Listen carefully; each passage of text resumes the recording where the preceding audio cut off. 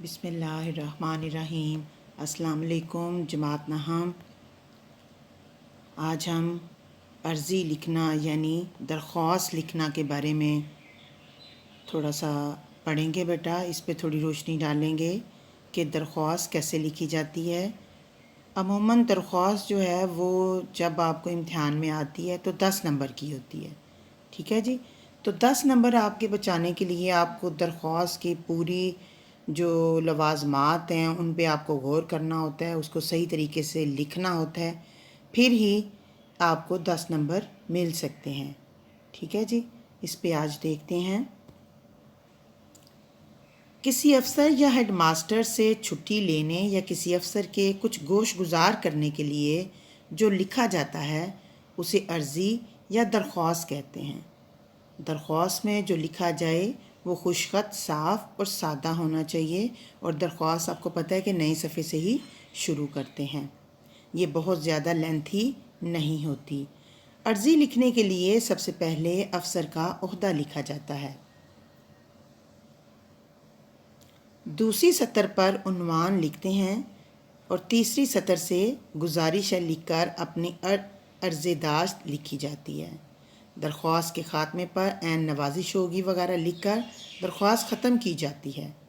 درخواست کے نیچے العارض یا پھر درخواست گزار، ان دونوں میں سے ایک چیز لکھتے ہیں، دونوں کا مطلب سیم ہوتا ہے، لکھ کر نام اور پتہ لکھنا چاہیے اور دائیں جانب تاریخ لکھنی چاہیے۔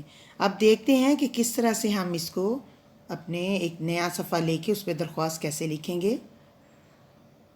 دیکھیں، مثال کے طور پر آپ نے چھٹی کی درخواست لکھنی ہے، تو چھٹی کی درخواست لکھنے کے لیے آپ انتہائی دائیں جانب سے اس کو لکھنا شروع کرتے ہیں کہ بخدمت جناب ہیڈ ماسٹر صاحب، کوما، گورنمنٹ ہائی اسکول، پھر کوما، اس کے بعد آپ نے شہر کا نیم نہیں لکھنا، اس کے ساتھ ہی اسی لائن پہ آپ لکھتے ہیں الف ب جیم، ٹھیک ہے۔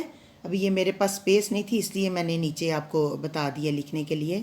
اس کے بعد بیٹا باری آ جاتی ہے عنوان کی۔ عنوان آپ لکھتے ہیں، جیسے آپ چھٹی کی درخواست ہے، درخواست برائے چھٹی، یا پھر چھٹی کی درخواست بھی لکھ سکتے ہیں۔ اس کے بعد اگلی سطر پر آ جائیے، وہاں پہ آپ لکھتے ہیں جناب عالی۔ جناب عالی آپ سائڈ پہ بھی لکھ سکتے ہیں، لیکن تھوڑا آپ درمیان میں کر کے لکھیں تو وہ خوبصورتی میں اضافہ بھی کرتا ہے۔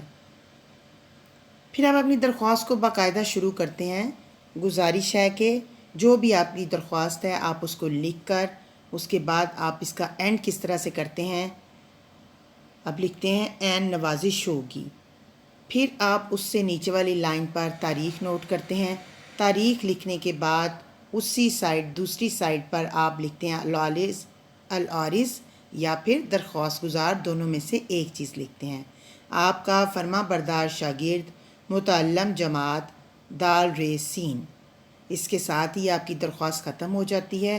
اور اگر آپ اپنی ساری یہ چیزیں اس کی پوری کرتے ہیں، سارے لوازمات پورے کرتے ہیں، کوما کا خیال رکھتے ہیں، جیسے بھی آپ اپنی املا کو بچاتے ہیں، تو آپ اپنے درخواست کے بھی 10 نمبر جو ہیں وہ کمرہ امتحان میں بچا سکتے ہیں، ٹھیک ہے بیٹا۔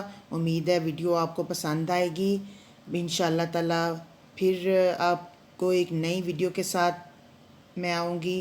اوکے، تب تک کے لیے اللہ حافظ۔